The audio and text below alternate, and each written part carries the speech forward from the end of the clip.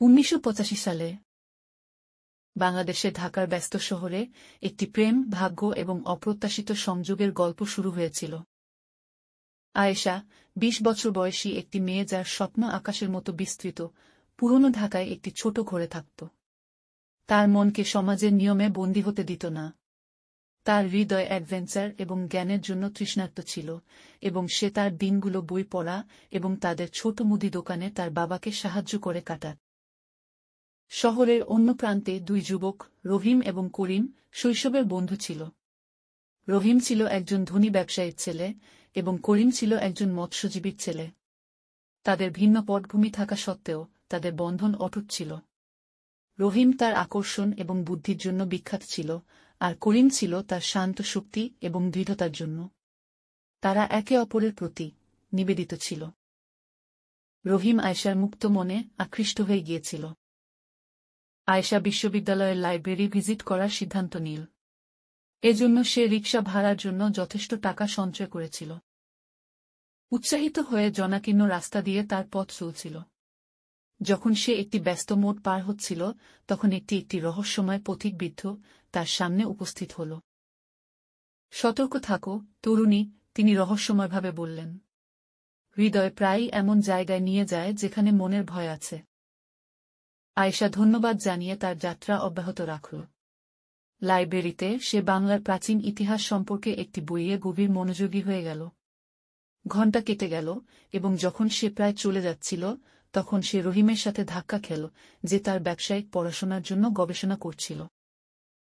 তাদের চোখ মিলল এবং তাৎক্ষণিক সংযোগ তৈরি হল। তারা কিছু সৌজন্যমূলক কথা বিনিময় করল, এবং রহিম আয়েশার বুদ্ধিমত্তা এবং আবেগ দ্বারা আকৃষ্ট হয়ে জিজ্ঞাসা করল তারা আবার দেখা করতে পারে কিনা। আয়েশা রাজি হল, তার হৃদয়ে একটি তৃপ্তির অনুভূতি নিয়ে।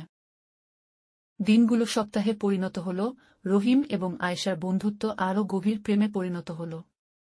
তারা তাদের স্বপ্ন এবং আকাঙ্ক্ষা নিয়ে ঘণ্টার পর ঘণ্টা কথা বলত। রহিম আয়েশার মুক্ত মনকে প্রশংসা করত, আর আয়েশা তার দয়া এবং উচ্চাকাঙ্ক্ষা দ্বারা আকৃষ্ট ছিল। তবে করিম এই উদীয়মান রোমান্স সম্পর্কে অজ্ঞ ছিল। সে সবসময় থেকে আয়েশার প্রতি অনুভূতি পোষণ করত, দূর থেকে তাকে প্রশংসা করত। এক সন্ধ্যায় যখন সে নদীর তীরে হাঁটছিল, তখন সে আয়েশা এবং রহিমকে একসাথে হাসতে দেখল। তার হৃদয় ভেঙে গেল, তবে সে তার অনুভূতি গোপন রাখল। এক সন্ধ্যায় যখন আয়েশা বাড়ি ফিরছিল, সে আবার পথিকের সাথে দেখা করল। তিনি তাকে জ্ঞানের দৃষ্টিতে দেখে বললেন, ভালোবাসা থেকে করা সিদ্ধান্তগুলো সহজ হয় না। তোমার হৃদয়কে অনুসরণ করো, তবে যে ঝড় আসবে তার জন্য প্রস্তুত থাকো। আয়েশা তার কথায় চিন্তিত হল, কিন্তু রহিমের প্রতি তার অনুভূতিতে মনোনিবেশ করার সিদ্ধান্ত নিল। তবে সে রহিম এবং করিমের মধ্যে বাড়তে থাকা উত্তেজনাকে উপেক্ষা করতে পারছিল না। সে করিমের বন্ধুত্বকে মূল্য দিত এবং তাকে আঘাত করতে চায়নি। উত্তেজনা চরমে পৌঁছাল যখন রহিমের বাবা তাদের সম্পর্ক আবিষ্কার করলেন। আয়েশার সাধারণ পটভূমিকে মেনে না নিয়ে তিনি রহিমকে তাকে দেখার থেকে নিষেধ করলেন। রহিম আয়েশার প্রতি তার ভালোবাসা এবং তার পরিবারের প্রতি তার কর্তব্যের মধ্যে টানাপোড়েনের মধ্যে পড়ে একজন স্থানীয় বিচারকের কাছ থেকে পরামর্শ চাইলেন, যিনি তার প্রজ্ঞার জন্য পরিচিত ছিলেন। বিচারক করিমের দুঃখের কথা শোনার পর পরামর্শ দিলেন, সত্যিকারের ভালোবাসা ত্যাগ এবং অধ্যবসায় দ্বারা পরীক্ষিত হয়। তোমার আয়েশার ইচ্ছার প্রতিও শ্রদ্ধা রাখতে হবে, পড়ালেখায় মনোযোগী হও, জীবনকে পরিবর্তন করো, জীবন এত ছোট নয়। এদিকে রহিম তার ভালোবাসা প্রমাণ করতে দৃঢ়প্রতিজ্ঞ, তার বাবার সাথে কথা বলার এবং আয়েশার প্রতি তার অনুভূতি ব্যাখ্যা করার সিদ্ধান্ত নিল। সে করিমের কাছেও পৌঁছাল, তাদের বন্ধুত্ব মেরামত করার আশায়। রহিমের আন্তরিক অনুরোধ তার বাবার মনকে নরম করল, এবং তিনি আয়েশার সাথে দেখা করতে রাজি হলেন।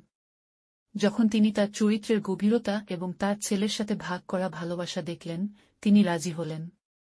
করিম, যদিও হৃদয়ভঙ্গ, মেনে নিল যে আয়েশার সুখ রহিমের সাথে। সে তাদের বন্ধুত্বকে খুবই মূল্য দিত। রহিম এবং আয়েশার প্রেমের গল্পটি তাদের সম্প্রদায়ে ঐক্যের প্রতীক হয়ে উঠল। কিন্তু করিম তার কাজে শান্তি খুঁজে পেল এবং পড়ালেখায় খুবই মনোযোগী হল, জীবনকে তার পরিবর্তন করতে হবে। যদিও চ্যালেঞ্জিং, প্রতিটি পরীক্ষার জন্য মূল্যবান। অত্যন্ত ধৈর্য নিয়ে এগিয়ে গেল। অবশেষে অনেক বড় প্রস্তুত হল। জীবনে এমন একজনকে পেলেন যিনি তার শান্ত শক্তির প্রশংসা করতেন। বিচারকের জ্ঞানী কথা মনে পড়ল। মনে করিয়ে দিল যে আগে জীবনকে ভালোবাসা, এর গুরুত্ব অপরিসীম।